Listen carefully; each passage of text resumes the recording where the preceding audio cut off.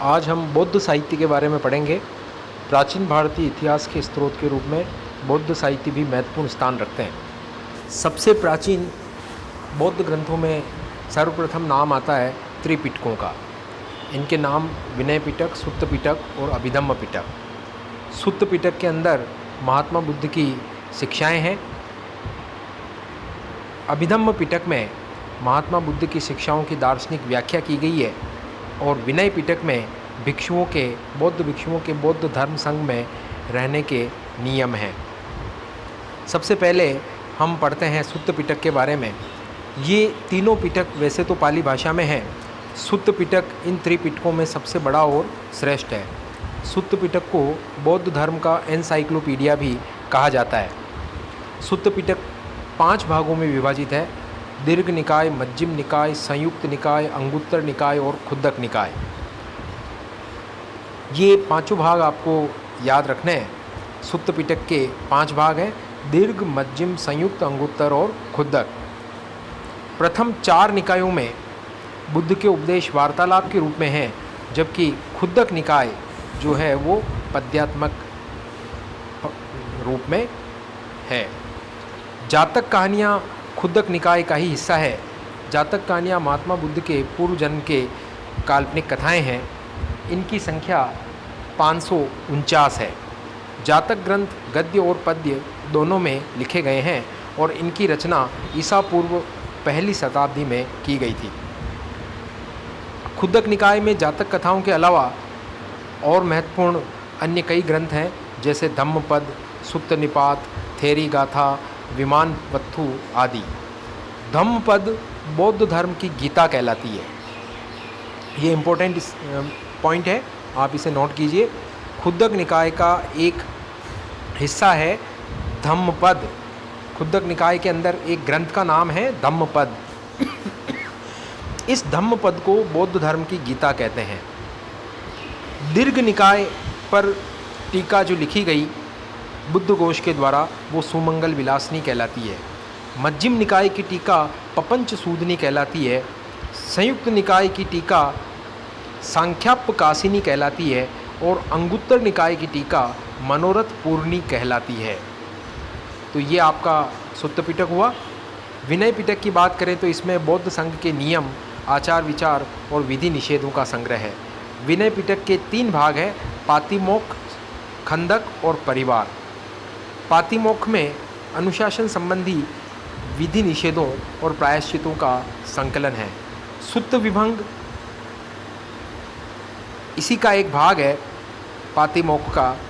इसके सुत्त विभंग के 2 भाग हैं, महाविभंग और भिक्खुनी विभंग। उसके बाद खंदक के 2 भाग हैं, महावग्ग और चुल्लवग्ग। और परिवार के अंदर विनय पिटक का सारांश प्रश्नोत्तर रूप में लिखा हुआ है।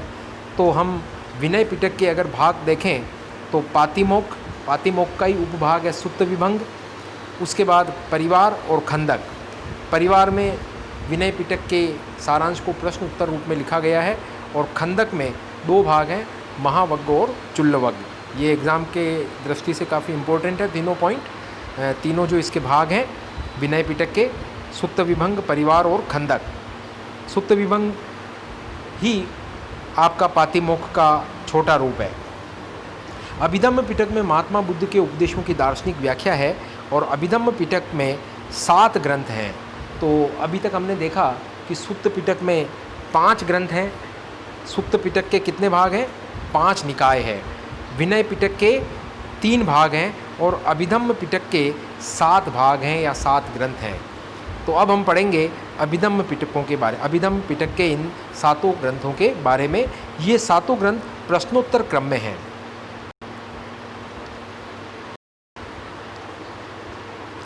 अभिधम्म पिटक इन 3 पिटकों में सबसे बाद में लिखा गया और अभिधम्म पिटक का जो एक सर्वाधिक महत्वपूर्ण ग्रंथ है कथावत्थु, इसकी रचना तृतीय बौद्ध संगीति में मोगलीपुत्र तिस्स के द्वारा की गई। पिटक शब्द का मतलब वैसे होता है टोकरी। इन तीनों पिटकों की रचना महात्मा बुद्ध के निर्वाण प्राप्त करने के बाद की गई थी। तो ये तीनों पिटक पाली भाषा के ग्रंथ हैं। पाली भाषा के अन्य ग्रंथ जो बौद्ध ग्रंथ हैं वो कौन से हैं? उसमें एक नाम आता है आपका मिलिंद पन्हो। मिलिंद पन्हो बौद्ध भिक्षु नागसेन द्वारा रचित है। इसमें बौद्ध भिक्षु नागसेन तथा हिंद यूनानी शासक मिनंडर के बीच में दार्शनिक वार्तालाप का वर्णन है। उसके बाद सिंहली अनुश्रुतियाँ, दीपवंश व महावंश, इनकी रचना 4वीं और 5वीं शताब्दी में हुई। इन सिंहली अनुश्रुतियों से हमें मौर्यकालीन इतिहास की जानकारी मिलती है। तो ये पाली भाषा के ग्रंथ हमारे पास एक तो त्रिपिटक हो गए, इसके अलावा मिलिंद पन्हो हो गया, दीपवंश और महावंश हो गए। इसके बाद संस्कृत के बौद्ध ग्रंथों को देखें हम, तो संस्कृत में भी बौद्ध ग्रंथ लिखे गए, जिसमें महावस्तु, ललित विस्तर और वैपुल्य सूत्र। महावस्तु और ललित विस्तर में महात्मा बुद्ध के जीवन का वर्णन मिलता है, जबकि ललित विस्तर जो है वो वैपुल्य सूत्र का ही ग्रंथ है। वैपुल्य सूत्र में महात्मा बुद्ध के उपदेशों को विस्तार से वर्णन किया गया है। ये महात्मा बुद्ध के उपदेश हमें वैसे तो सुत्त पिटक में भी मिलते हैं, लेकिन सुत्त पिटक से भी अधिक विस्तृत रूप में महात्मा बुद्ध के विस्तारित उपदेश हमें वैपुल्य सूत्र से मिलते हैं।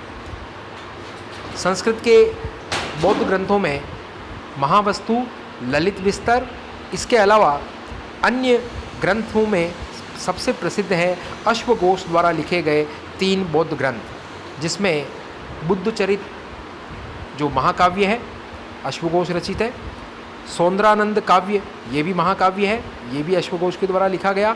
और सारीपुत्र प्रकरण, ये नाटक है जो अश्वघोष के द्वारा लिखा गया। तो कुल मिलाकर अश्वघोष के 3 ग्रंथों को आपको ध्यान रखना है, बुद्ध चरित, सौंदरानंद काव्य और सारीपुत्र प्रकरण। सारीपुत्र प्रकरण नाटक है, जबकि ऊपर शुरू के जो 2 ग्रंथ हैं वो महाकाव्य है। ये बौद्ध ग्रंथ हैं, संस्कृत भाषा में लिखे गए। इसके बाद वसुमित्र के द्वारा लिखा गया महाविभाषा शास्त्र, वसुबंधु के द्वारा लिखा गया अभिधम्म कोश और विज्ञप्ति मात्रता सिद्धि। इसके अलावा मैत्रेयी नाथ के द्वारा लिखा गया योगाचार भूमिशास्त्र, असंग के द्वारा लिखे गए 2 ग्रंथ अभिधर्म समुच्चय और महायान संग्रह और महायान सूत्रालंकार। ये सारे नाम आपको ध्यान में होने चाहिए। असंग के दोनों ग्रंथों का एग्ज़ाम में बड़ा इम्पोर्टेंट है एग्ज़ाम की दृष्टि से। असंग के महायान संग्रह, महायान सूत्रालंकार और अभिधर्म समुच्चय। नागार्जुन के द्वारा लिखा गया ग्रंथ अष्ट सहस्त्र प्रज्ञा पारमिता शास्त्र, ये भी बौद्ध ग्रंथ है संस्कृत भाषा में। ये भी इम्पोर्टेंट ग्रंथ है, इसलिए इसको भी आप विशेष रूप से ध्यान रखें। नागार्जुन के द्वारा लिखा गया अष्ट सहस्त्र प्रज्ञा पारमिता शास्त्र। शांतिदेव के द्वारा लिखा गया सूत्र समुच्चय। आर्यदेव के द्वारा लिखा गया शिक्षा चतुशतक। आर्यदेव का चतुशतक ये इम्पोर्टेंट ग्रंथ है। शांतिदेव का शिक्षा समुच्चय और सूत्र समुच्चय। दिंगनाग के द्वारा लिखा गया प्रमाण समुच्चय और बुद्ध घोष के द्वारा लिखा गया विशुद्धि मग्ध। तो ये कुछ प्रमुख बौद्ध ग्रंथ हैं जो संस्कृत भाषा में लिखे गए हैं, इनको आपको ध्यान रखना है। एक बार आप नोट कर लीजिए, अश्वघोष के 3 ग्रंथ लिखने हैं अपने को। वसुमित्र के लिखने हैं, वसुबंधु के लिखने हैं, बुद्ध घोष के लिखने हैं, नागार्जुन, आर्यदेव और शांतिदेव और मैत्रेयनाथ के ग्रंथ। अष्ट सहस्त्र प्रज्ञा पारमिता ग्रंथ ये नागार्जुन के द्वारा लिखा गया था और इस ग्रंथ में बोधिसत्वों के द्वारा विकसित आध्यात्मिक सिद्धांतों का संग्रह किया गया है। फिर संस्कृत के अन्य ग्रंथों में दिव्यावदान भी महत्वपूर्ण ग्रंथ है, जिसमें परवर्ती मौर्य शासकों और पुष्यमित्र शुंग का वर्णन किया गया है। आर्यमंजूश्री मूलकल्प ग्रंथ में बौद्ध दृष्टिकोण से गुप्त शासकों का वर्णन किया गया है। ये हर्षकालीन इतिहास की भी कुछ जानकारी देता है। सर्वप्रथम गणपति शास्त्री ने इस आर्यमंजूश्री मूलकल्प को नामक ग्रंथ को प्रकाशित करवाया था। ललित विस्तार जो हमने शुरू में कहा था कि महावस्तु और ललित विस्तार जो महात्मा बुद्ध के जीवन की जानकारी देते हैं, तो इस ललित विस्तार को आधार बनाकर मैथ्यू अर्नोल्ड ने लाइट ऑफ एशिया ग्रंथ लिखा था। ललित विस्तार को आधार बनाकर मैथ्यू अर्नोल्ड ने लाइट ऑफ एशिया ग्रंथ लिखा था। बुद्ध चरित्र में बुद्ध के जीवन का वर्णन किया गया है। सौंदरानंद में बुद्ध के सौतेले भाई सुंदर नंद के संन्यास ग्रहण करने का वर्णन किया गया है। सारिपुत्र प्रकरण में बुद्ध के शिष्य सारिपुत्र के बौद्ध धर्म ग्रहण करने का वर्णन किया गया है। और अन्य ग्रंथों में तिब्बत के बौद्ध लामा तारानाथ ने 12वीं सदी में कंग्यूर और तंग्यूर नामक 2 ग्रंथ लिखे, जिनसे भारत के इतिहास के बारे में जानकारी मिलती है। तो ये तारानाथ जो तिब्बती बौद्ध लामा थे, उनके द्वारा कंग्यूर और तंग्यूर नामक जो 2 ग्रंथ थे वो 12वीं सदी में लिखे गए और इनसे भारत के बारे में जानकारी प्राप्त होती है। अब हम पढ़ेंगे जैन साहित्य के बारे में। जैन साहित्य भी प्राचीन भारतीय इतिहास के सोर्स के रूप में काम में लाए जाते हैं। प्राचीन जैन साहित्य को आगम कहा जाता है। आगम साहित्य के अंदर 12 अंग, 12 उपांग, 10 प्रकीर्ण, 6 छेद सूत्र, 4 मूल सूत्र, अनुयोग सूत्र तथा नंदी सूत्र आते हैं। ये पूरा सेट है आगम साहित्य का। आगम साहित्य में ये हिस्से हैं: 12 अंग, 12 उपांग, 10 प्रकीर्ण, 6 छेद सूत्र, 4 मूल सूत्र, अनुयोग सूत्र और नंदी सूत्र। ये सब मिलकर के आगम साहित्य बनता है। आगम साहित्य में सबसे महत्वपूर्ण है 12 अंग। 12 अंग में भी आचरांग सूक्त जो है वो महावीर स्वामी के जीवन चरित्र के बारे में, उनके आचरण के बारे में जानकारी प्रदान करने से आचरांग सूत्र कहलाता है। साथ ही साथ इसमें जैन भिक्षुओं के द्वारा पालन किए जाने वाले नियमों का भी उल्लेख है।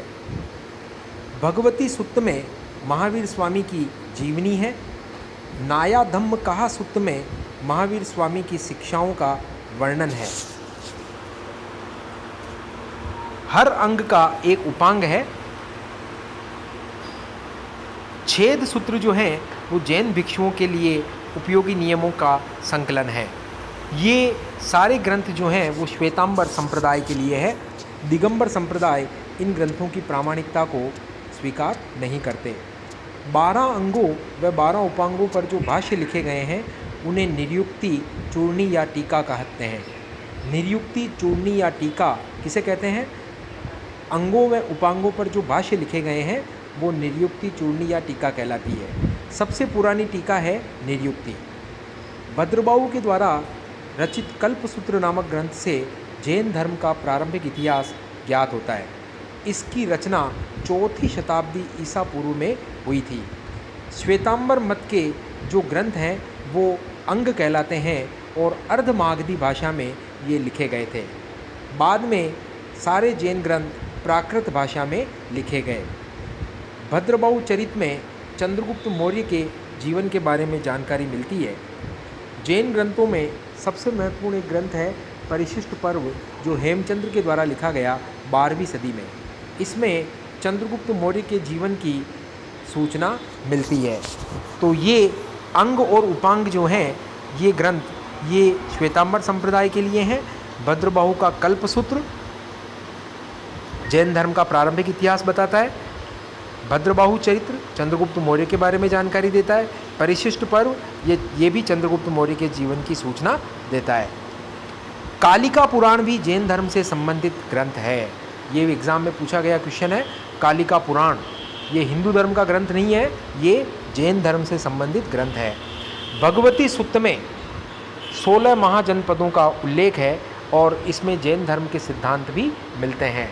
जिस प्रकार जैन बौद्ध ग्रंथ अंगुत्तर निकाय में हमें 16 महाजनपदों की सूचना मिलती है, उसी प्रकार जैन ग्रंथ भगवती सूक्त से भी हमें 16 महाजनपदों की जानकारी मिलती है। पूर्व मध्यकाल में भी जैन धर्म की कई रचनाएं लिखी गई, जिसमें हरिभद्र सूरि के द्वारा लिखा गया सम्रादित्य कहा, मूर्खाख्यान, कथा कोश। सम्रादित्य कथा या सम्रादित्य कहा, मूर्खाख्यान और कथा कोश ये हरिभद्र सूरि के द्वारा लिखित ग्रंथ है। 8वीं सदी में उद्योतन सूरि द्वारा लिखा गया ग्रंथ कुवलय माला, इस ग्रंथ से हूण शासक तोरमाण के बारे में जानकारी मिलती है। तो ये धार्मिक ग्रंथ होने के बावजूद ऐतिहासिक सूचना भी हमें देता है हूण शासक तोरमाण के बारे में उद्योतन सूरि का ग्रंथ कुवलय माला। इसी प्रकार जिनसेन का ग्रंथ आदि पुराण, गुणभद्र द्वारा रचित उत्तर पुराण ये भी जैन ग्रंथ है। मूल सूत्र जो आगम साहित्य का हिस्सा है, 4 इनकी संख्या है। कुल मूल सूत्र 4 है। इसमें जैन धर्म के उपदेश, भिक्षुओं के कर्तव्य, उनका विहार में रहने के लिए उनका जीवन नियम आदि का वर्णन किया गया है। नंदी सूत्र और अनियोग सूत्र ये जैनियों के स्वतंत्र ग्रंथ हैं और इनको विश्वकोश भी कहा जाता है। जैन मान्यताओं के अनुसार महावीर स्वामी की जो आरंभिक शिक्षाएं थी वो पहले 14 पूर्वों में संकलित की गई थी। फिर वल्लभी के अंदर जो जैन संगीति हुई उसमें 14 पूर्वों को 11 पूर्वों में संकलित किया गया। साथ ही साथ 12 उपांग भी सम्मिलित किए गए। मुनि सर्वनंदी ने गुप्त काल में एक जैन ग्रंथ लिखा, लोक विभंग, 458 ईस्वी में मुनि सर्वनंदी ने लोक विभंग नामक ग्रंथ लिखा। प्रशस्ति संग्रह भी एक जैन पुस्तक है। तो यहाँ पर अपना जैन साहित्य जो भारतीय इतिहास के, प्राचीन भारतीय इतिहास के स्रोत के रूप में काम आता है वो यहाँ समाप्त होता है। अब बात करते हैं अपन लौकिक साहित्य की। लौकिक साहित्य भी प्राचीन भारतीय इतिहास की हमें जानकारी देता है, जिसमें ईसा पूर्व 4वीं शताब्दी में भास के द्वारा लिखा गया कई सारे ग्रंथ हैं, जिसमें भास ने 13 नाटक लिखे। कालिदास से पूर्व का नाटककार, प्रथम नाटककार भास को माना जाता है, महाकवि भास। ईसा पूर्व 4वीं शताब्दी में भास ने 13 नाटक लिखे, जिसमें से स्वप्न वासव दत्ता और उरुभंग है। लौकिक साहित्य में भारत के प्रथम नाटककार जो कालिदास के पूर्व हुए थे, ईसा पूर्व 4वीं शताब्दी में महाकवि भास, उन्होंने 13 नाटक लिखे, जिसमें से प्रतिज्ञा योग गंधरायण का ही दूसरा भाग है स्वप्न वासव दत्ता। तो स्वप्न वासव दत्ता अधिक प्रचलित है, लेकिन ये प्रतिज्ञा योग गंधरायण का अगला भाग है। स्वप्न वासव दत्ता को पहला संपूर्ण नाटक माना जाता है, पहला संपूर्ण नाटक। हाँ, इस नाटक में 6 अंक हैं। ये संस्कृत का बड़ा उत्तम ग्रंथ है स्वप्न वासव दत्ता, पहला संपूर्ण नाटक। इसके बाद लौकिक साहित्य में संस्कृत में गुप्त काल में शूद्रक ने लिखा मृच्छकटिकम, मतलब मिट्टी की गाड़ी, मृच्छकटिकम। इस नाटक में पहली बार राज परिवार के स्थान पर समाज के मध्य वर्ग के लोगों को पात्र बनाया गया है। आम जीवन की जानकारी पर आधारित है। इसमें शूद्र और महिलाएं संस्कृत के स्थान पर प्राकृत बोलती है। उस समय आम बोलचाल की भाषा प्राकृत थी, ब्राह्मण लोग संस्कृत बोलते थे। तो शूद्र और महिलाएं संस्कृत के स्थान पर प्राकृत बोलते हैं। दरिद्र ब्राह्मण चारुदत्त इसका मुख्य पात्र है, जो वसंत सेना नामक गणिका से प्रेम करता है। इस नाटक में समाज में व्याप्त भ्रष्टाचार पर प्रकाश डाला गया है। शूद्रक का मृच्छकटिकम 11वीं सदी में क्षेमेंद्र द्वारा लिखा गया वृहत कथा मंजरी। ये वृहत कथा मंजरी मूलतः गुणाढ्य के द्वारा लिखी गई पुस्तक वृहत कथा का संस्कृत रूपांतरण है। तो गुणाढ्य की वृहत कथा का संस्कृत रूपांतरण क्षेमेंद्र की वृहत कथा मंजरी है। गुणाढ्य ने जो वृहत कथा लिखी थी वो पैशाची भाषा में थी। गुणाढ्य की वृहत कथा पैशाची भाषा में थी। इस वृहत कथा पर ही सोमदेव ने कथा सरित सागर लिखा 11वीं शताब्दी में। तो सोमदेव का ग्रंथ कथा सरित सागर और गुणाढ्य की वृहत कथा और क्षेमेंद्र की वृहत कथा मंजरी, ये तीनों रचनाएं 11वीं सदी की है। गार्गी संहिता शुंग काल का ज्योतिष ग्रंथ है। गार्गी संहिता, इसमें भारत पर होने वाले यवन आक्रमण का वर्णन किया गया है। गार्गी संहिता को युग पुराण का हिस्सा माना जाता है। वाकपति राज का ग्रंथ है गौड़वाहो। इसमें कन्नौज नरेश यशोवर्मन की विजयों का वर्णन मिलता है। कन्नौज के शासक यशोवर्मन ने किस प्रकार बंगाल के गौड़ देश के राजा को परास्त करके बंगाल पर कब्जा किया था। तो वाकपति राज का जो ये ग्रंथ है गौड़वाहो, इसमें कन्नौज नरेश यशोवर्मन की विजयों का वर्णन किया गया है। ये प्राकृत भाषा में है।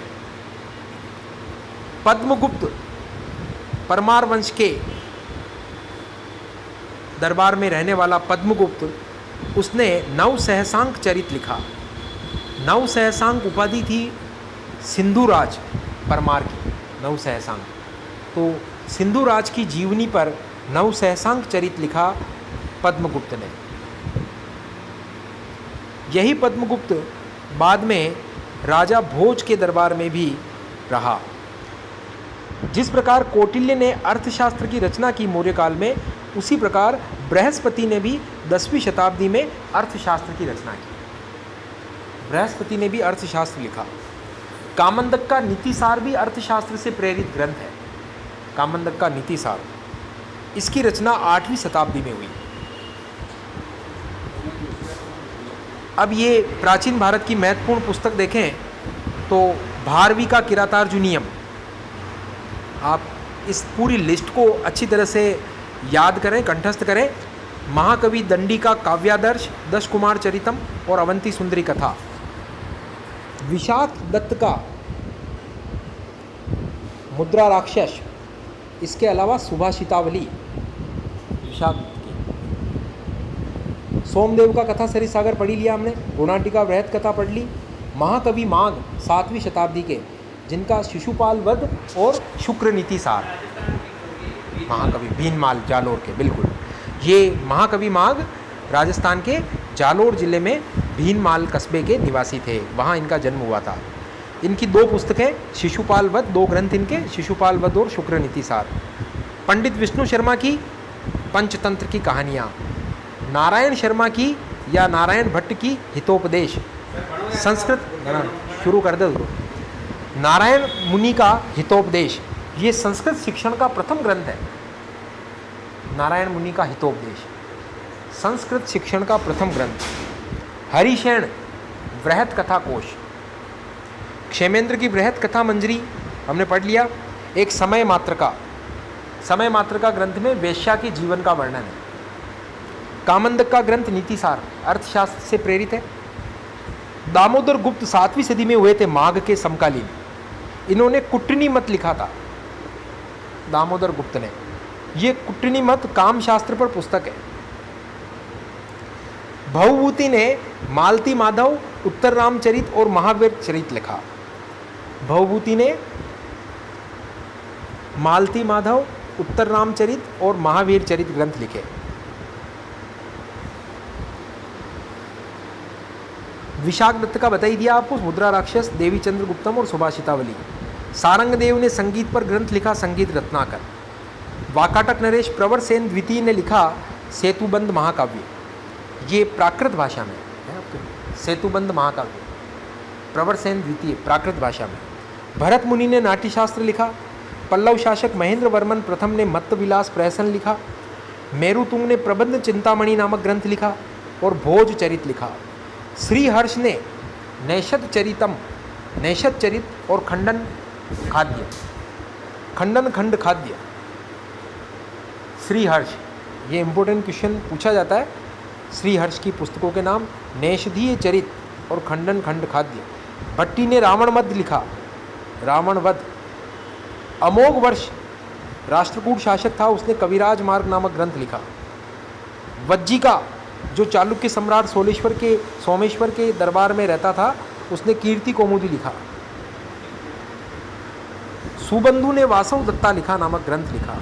बाण भट्ट ने हर्षचरित और कादंबरी। बिल्हण ने विक्रमांक देव चरित लिखा। चालुक्य नरेश विक्रमादित्य षष्ठ की उपलब्धियों का वर्णन है। इसके अलावा बिल्हण ने चोर पंचाशिका भी लिखा। कल्हण ने राजतरंगिणी लिखी, कश्मीर का इतिहास। राजा भर्तहरि ने 7वीं सदी में वैराग्य शतक, नीति शतक और श्रृंगार शतक नामक 3 ग्रंथ लिखे। धनपाल ने तिलक मंजरी लिखा। सोमदेव सूरी ने यशस्ती तिलक चंपू नामक ग्रंथ लिखा। अभिनव कालिदास एक और कवि हुए थे जिन्होंने चंपू रामायण लिखी। अभिनव कालिदास, चंपू रामायण, नलोदय और भागवत चंपू। बल्लाल ने भोज प्रबंध लिखा। हेमचंद्र ने कुमारपाल चरित लिखा, कुमारपाल चरित। हर्षवर्धन ने 3 नाटक लिखे, प्रियदर्शिका, रत्नावली और नागानंद। कौटिल्य ने अर्थशास्त्र, सोमेश्वर ने कीर्ति कौमुदी लिखी और ललित विग्रह राज लिखा। सोमेश्वर तृतीय जो चालुक्य शासक था 12वीं सदी में मानसोल्लास नामक ग्रंथ लिखा। नंददास ने रास पंचाध्यायी ग्रंथ लिखा। ये इंपॉर्टेंट क्वेश्चन है, पूछा गया क्वेश्चन है नंददास का। रास पंचाध्यायी के लेखक कौन थे? नंददास। कविराज ने राघव पांडवीय ग्रंथ लिखा। गंगराज दुर्विनीत ने शब्दावतार ग्रंथ लिखा। हलायुद्ध जो परमार काल में हुआ था उसने अभिधान रत्नमाला नामक ग्रंथ लिखा। अमर सिंह ने अमरकोश लिखा। राजा भोज परमार जो था उसने आयुर्वेद सर्वस्व, सम्रांगण सूत्रधार, व्यवहार समुच्च, शब्दानुशासन, राजमृगांक और नाम मालिका ये ग्रंथ लिखे। बल्लाल सेन ने अद्भुत सागर नामक ग्रंथ लिखा। गंगा देवी ने कंपराय चरित नामक ग्रंथ लिखा कंपन के द्वारा मदुरा विजय के उपलक्ष्य में। राजनाथ ने मूसक वंशम ग्रंथ लिखा। ये भी पूछा गया क्वेश्चन है राजनाथ का, मूसक वंशम। आर्यभट्ट द्वितीय ने आर्य सिद्धांत लिखा। 9वीं सदी में महावीराचार्य ने गणित सार संग्रह लिखा। भास्कराचार्य जो 12वीं शताब्दी में हुए थे उन्होंने लीलावती, बीज गणित और सिद्धांत शिरोमणि नामक ग्रंथ लिखे। 11वीं सदी में एक लेखक हुए थे चिकित्सा शास्त्री चक्रपाणी दत्त, जिन्होंने चिकित्सा सार संग्रह ग्रंथ लिखा। ये भी इंपॉर्टेंट क्वेश्चन है, एग्जाम में पूछा जाता है। चिकित्सा सार संग्रह ग्रंथ के लेखक कौन थे? चक्रपाणी दत्त या चक्र पंडित। पालकाप्य ने पशु चिकित्सा पर हस्त्यायुर्वेद ग्रंथ लिखा। शालीहोत्र ने अश्वशास्त्र लिखा। व्याकरण के ग्रंथ, चिकित्सा शास्त्र के अंत ग्रंथ देखें हम तो नागार्जुन ने रस रत्नाकर लिखा। चरक ने चरक संहिता, सुश्रुत ने सुश्रुत संहिता, वाग्भट्ट ने अष्टांग संग्रह। राजनीति पे देखें तो सोमदेव सूरी ने नीति वाक्यामृत, कामंदक ने कामंदक नीतिसार, भोज ने युक्ति कल्पतरु। व्याकरण में कातंत्र ने लिखा सर्ववर्मन। हेमचंद्र ने हेम व्याक्रम। बुद्ध मित्र ने वीर शोल्यम। ये इंपॉर्टेंट क्वेश्चन है, याद रखिए आप इसको, पूछा गया क्वेश्चन है। बुद्ध मित्र ने 11वीं सदी में वीर शोल्यम लिखा। गुप्त काल में चंद्र गोविंद ने चंद्र व्याकरण लिखा। उदयदेव जैन ने जैनेन्द्र व्याकरण लिखा। और भामह जो कवि हुए थे अलंकार शास्त्र के, काव्य शास्त्र के, उन्होंने रीति काव्यालंकार नामक ग्रंथ की रचना की। और मम्मट कवि ने काव्य प्रकाश ग्रंथ लिखा। मेरुतुंग ने भोज चरित नामक ग्रंथ लिखा। धनंजय ने 10 रूपक, धनिक ने 10 रूपावलोक, जयदेव ने गीत गोविंद, धोई ने लिखा पवनदूत, संध्याकर नंदी ने रामचरित। उत्तर रामचरित किसने लिखा था? आप थोड़ा पीछे जाइए, उत्तर रामचरित लिखा था, बताइए किसने लिखा उत्तर रामचरित? भवभूति ने, मालती माधव और उत्तर रामचरित। जबकि रामचरित ग्रंथ लिखा संध्याकर नंदी ने। बिल्हण ने विक्रमांगदेव चरित लिखा। हेमचंद्र ने कुमारपाल चरित, चंद्रबरदाई ने पृथ्वीराज रासो, चंद्रशेखर ने हम्मीर हट, जोधराज ने हम्मीर रासो, नयन चंद्र सूरी ने हम्मीर महाकाव्य। तो इस प्रकार ये हमारे पास बहुत सारे ग्रंथ हैं जो भारतीय लेखकों के द्वारा लिखे गए। पंचतंत्र का अनुवाद 50 से अधिक भाषाओं में किया जा चुका है। तो यहाँ पर अपना लौकिक साहित्य का टॉपिक भी कंप्लीट होता है। अब भारतीय इतिहास को जानने के सोर्स जो स्रोत हैं उसमें हम पढ़ेंगे विदेशी यात्रियों के वृतांत। तो आज का टॉपिक यहीं कंप्लीट करते हैं। धन्यवाद।